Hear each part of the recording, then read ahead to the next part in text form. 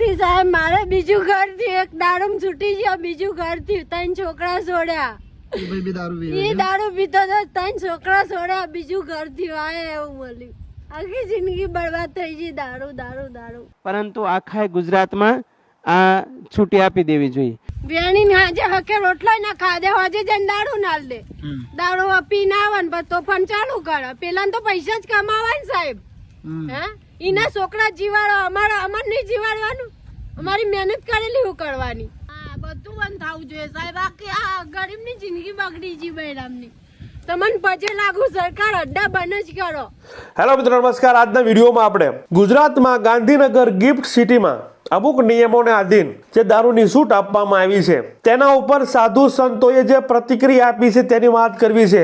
સાથે જે દેશી દારૂ ના અડ્ડા અને દેશી દારૂથી કંટાળી અને મહિલાઓની જે પીડા છે, જે દુઃખ છે તેની બી વાત કરીશું. મહિલાઓ કઈ રીતે પીડાઈ રહી છે એ સાંભળીને તમારા આંખમાં આંસુ આવી જશે. આવી હજારો મહિલાઓ છે જે આ દેશી દારૂના કારણે, સસ્તા દારૂના કારણે પીડાઈ રહી છે, તો તેની બી વાત કરીશું. તો અમારી ચેનલમાં ભારતમાં અને ગુજરાતમાં જે બી ઘટનાઓ ઘટતી હોય છે તેને સરળ ભાષામાં સમજાવતા હોઈએ છીએ.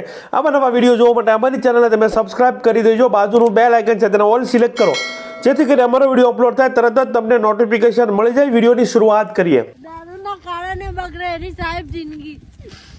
હકે ખાતાય નહીં, હકે પીવાય નહીં દેતા દારૂ વાળા સાહેબ. કોકના આદમી લઈ લઈને દોડાવો, કોકને બૈરા મારો, ધોકા લઈ લઈને છૂટા દોડાવો. બધાના આદમીને આરી તકલીફ થઈ. વિડીયોની શરૂઆતમાં એ પીડિત મહિલાની વાત કરવી છે જે દેશી દારૂના કારણે પીડાઈ રહી છે. જે મહિલાએ 3 બાળકોને દારૂના કારણે છોડ્યા. એક લગ્ન કરે છે, એ પતિ દારૂડિયો હોય છે, એ બંનેને 3 સંતાન હોય છે. દારૂના કારણે એની સાથે છૂટાછેડા લઈ લે છે.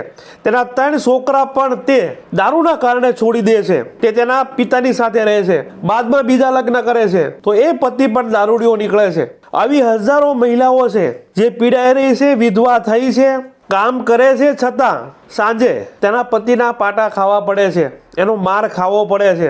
આખો દિવસ દાડી કરે છે, 200-300 રૂપિયો કમાઈને આવે છે. 100 રૂપિયા તેનો પતિ લઈ જાય છે, 200 રૂપિયો બસાવે છે, તેમાંથી તે ખાય છે, બાળકોનું ભરણ પોષણ કરે છે. છતાંય એ 100 રૂપિયાના દારૂના કારણે એનો પતિ સાંજે આવીને જમવાનું છે એ ફેંકી દે છે, બાળકોને મારે છે, તેની પત્નીને પણ મારે છે. તો ગુજરાતમાં જે ગાંધીનગર ગિફ્ટ સિટીમાં દારૂની છૂટ આપવામાં આવી છે, ઇંગ્લિશ દારૂની કે મોંઘા દારૂનો તમે જે નિર્ણય લો એ, પરંતુ આ મહિલાની પીડા જોઈ સરકારની આંખ ખુલ્લે અને આ દેશી દારૂના અડ્ડાઓ તેને સરકારે બંધ કરવો જોઈએ. જેના કારણે ગરીબ પીડાઈ રહ્યો છે, મહિલાઓ વિધવા થઈ રહી છે, બાળકો ભણતર લઈ શકતા નથી. તો એ દેશી દારૂ મહિલાઓને, નાના નાના બાળકોને છે એ પરેશાન કરી રહ્યો છે. તો સાંભળો એ મહિલાની પીડા, જેને સાંભળીને તમારા આંખમાં પણ આંસુ આવી જશે કે હકીકતમાં સરકારે દેશી દારૂ લીગલી નથી, સત્તા છે એ ગામડે ગામડે આપણને ખ્યાલ છે, મળે છે, ગલીએ ગલીએ મળે છે. તો એને છે જડ મૂળમાંથી નાબૂદ કરવું જોઈશે.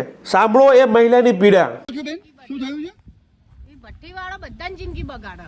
આ દારૂ વાળો દેશી દારૂ વાળો બધાની જિંદગી, બધા બૈરા છોકરા બધાને હેરાન કરે. પીપીન વસ્તી એટલે બધાને પીવડાવે, બધા પીપીને હેરાન જ કરવાના.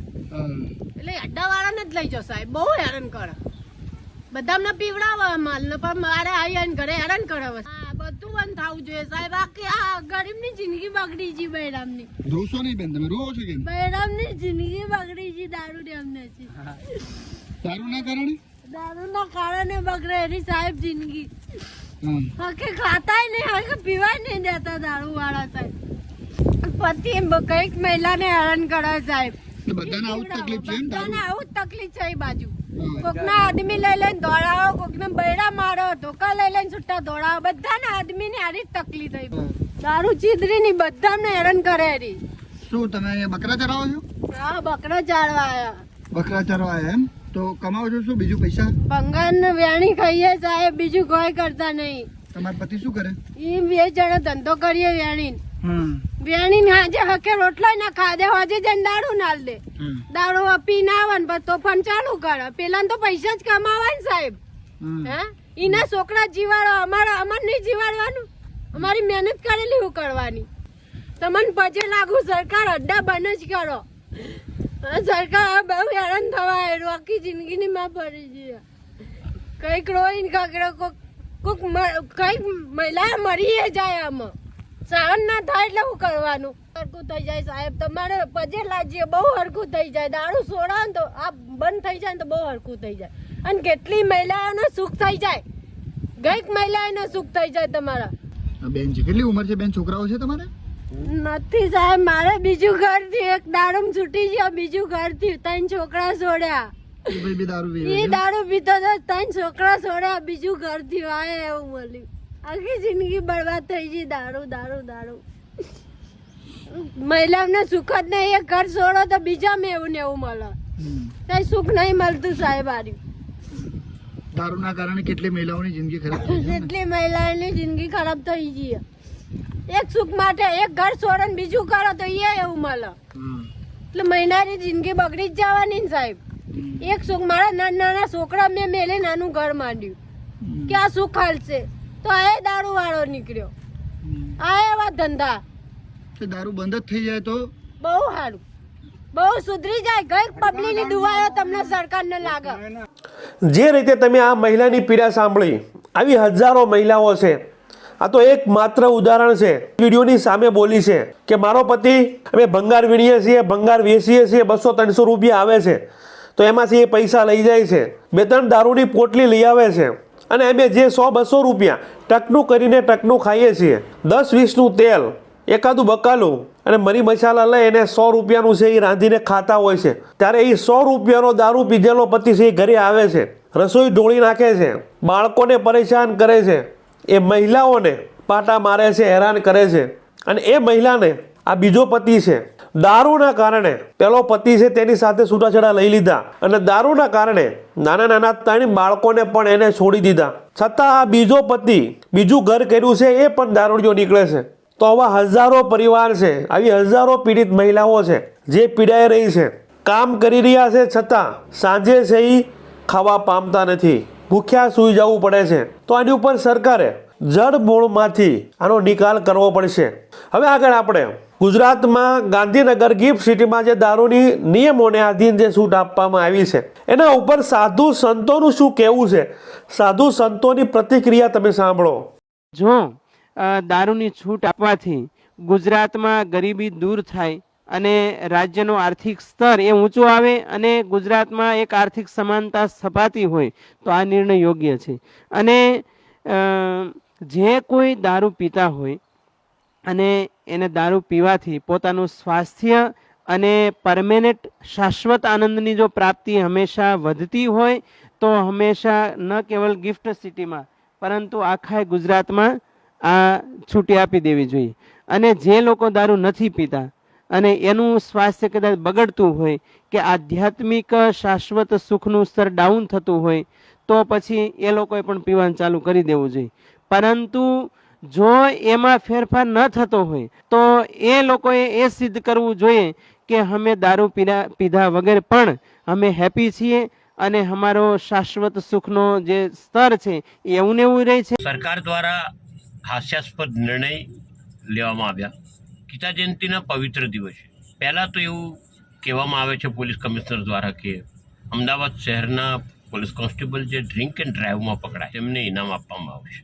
અને તે જ દિવસે સાંજે 50 કિલોમીટરના રેડિયસમાં ગાંધીનગર ખાતે ગિફ્ટ સિટીમાં લોકોને દારૂ પીવાની મુક્તિ આપવામાં આવશે. જનરલી ગુજરાતના લોકોની અંદર જે હેબિચ્યુએટેડ છે ડ્રિંકના, તેમના શબ્દો યાદ આવે તો એવું કહે કે દીવ દમણ ને આબુ ના ફાવે તો ધાબુ. હવે ગિફ્ટ સિટી આની અંદર વધી ગઈ છે. તે ક્યાંક ગુનાના પ્રમાણ વધશે, આનાથી ક્યાંક બીજા તકલીફો ચાલુ થશે અને આજના યુવાધન જે ઘણા જ કંટ્રોલમાં છે તે આટલો કંટ્રોલ પણ નહીં. જે રીતે તમે સાંભળ્યું, અમુક સાધુ સંતો છે એ કહી રહ્યા છે જો દારૂની છૂટ આપવાથી ગુજરાતમાં ગરીબી દૂર થતી હોય તો એ યોગ્ય નિર્ણય છે. જે સંતો ભણેલ ગણેલ છે એ સંતો એમ કહી રહ્યા છે જો ગુજરાતનું આર્થિક સ્તર ઉપર આવતું હોય તો પણ આ નિર્ણય યોગ્ય છે. સાથે બીજા સંતો છે એવું બી કહી રહ્યા છે કે આ નિર્ણય યોગ્ય નથી, આ નિર્ણયનો અમે વિરોધ કરીએ છીએ. સાધુ સંતો છે એ પોતાની પ્રતિક્રિયા આપી રહ્યા છે. અમુક સાધુઓ આ નિર્ણયને સ્વીકારી રહ્યા છે તો અમુક સાધુઓ છે એ આનો ખુલ્લો વિરોધ કરી રહ્યા છે. તો આમાં તમારું શું કહેવું છે? જો ગુજરાતમાં દારૂમાં છુટ્ટી આપી દેવામાં આવે તો ગરીબીઓ ઉપર એની અસર શું થશે, અમીરો ઉપર એની અસર શું થશે અને મધ્યમ વર્ગના જે લોકો છે એના ઉપર અસર શું પડશે?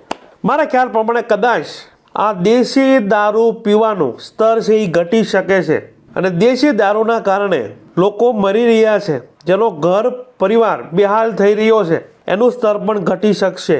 કેમ કે કેમિકલ વાળો દારૂ આવે છે, એ દારૂમાં છે એ સસ્તામાં વધારે નશો ચડે છે અને નશો પૂરા પરિવારને પૂરા ઘરને છે બેહાલ કરી દેતો હોય છે. તો જે રીતે શંકરસિંહ વાઘેલાએ કહ્યું કે સારી ક્વોલિટીનો દારૂ છે એ ગુજરાતમાં આવે અને ગુજરાતમાં દારૂની છૂટ આપવામાં આવે, અને જો ગુજરાતમાં દારૂની છૂટ આપવામાં આવે તો શંકરસિંહ વાઘેલા જે પૂર્વ મુખ્યમંત્રી છે ગુજરાતના, તેને કહ્યું કે 50,000 કરોડ ઉપરની આવક સહી થઈ શકે છે, જેના કારણે ગરીબ પરિવારને હોસ્પિટલમાં આરોગ્યમાં છે એ મફતમાં સારવાર થઈ શકે.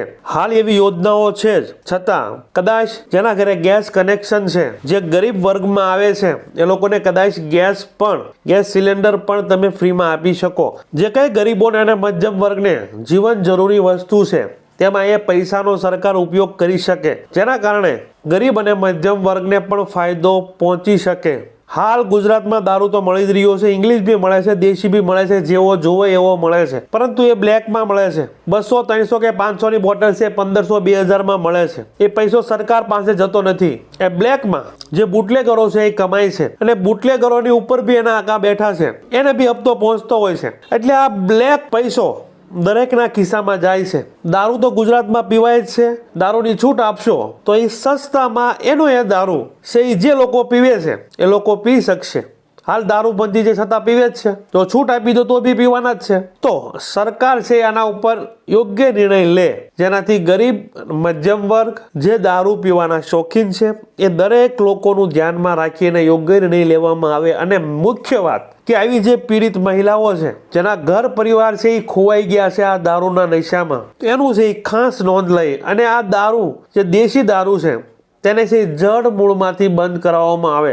હજુ લઠ્ઠાકાંડ જે બરવાળા અને બોટાદમાં થયો હતો, જેમાં આ કેમિકલ વાળા દેશી દારૂના કારણે જ ઘણા પરિવારના લોકો એ જીવ ગુમાવ્યો હતો, તો તેને પણ ધ્યાનમાં લઈ અને આવા લઠ્ઠાકાંડ છે, જો આ દેશી દારૂને છે જડ મૂળમાંથી હટાવવામાં નહીં આવે તો લઠ્ઠાકાંડ છે આવતા જ રહેવાના છે. તો આ સરકારના નિર્ણય, આ સાધુ સંતોની પ્રતિક્રિયા અને આ મહિલાની પીડા વિશે તમારું શું કહેવું છે? તમારા વિચારો છે જરૂર કમેન્ટ બોક્સમાં છે રજૂ કરજો.